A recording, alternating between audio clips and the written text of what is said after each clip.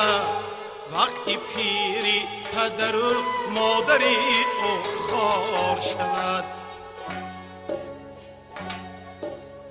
حیفی فرزند که به ناموس و به عار شود وقتی پیری پدر و مادری او خوار شود. پدر از خدمتی فرزند نباشد راضی، در دو عالم به غم و غصه گرفتار شود. پدر از خدمتی فرزند نباشد راضی، در دو عالم به غم و غصه گرفتار شود. حیفی فرزند که به ناموس و به عار شود.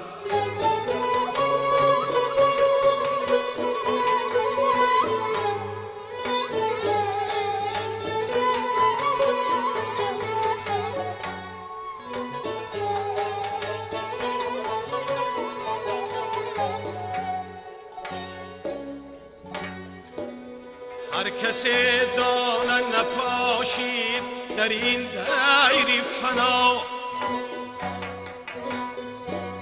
روزی سختی به یک دانه جوزار شود.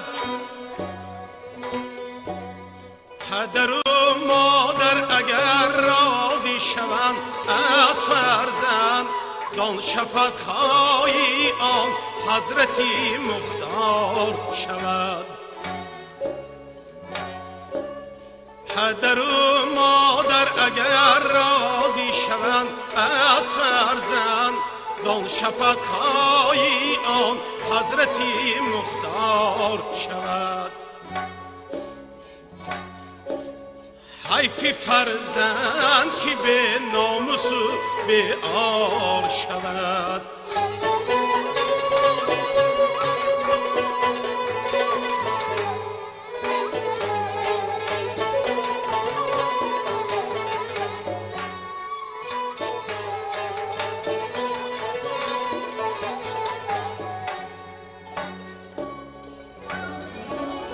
نیست مقبول خدا طاعتی هر آخی پدر،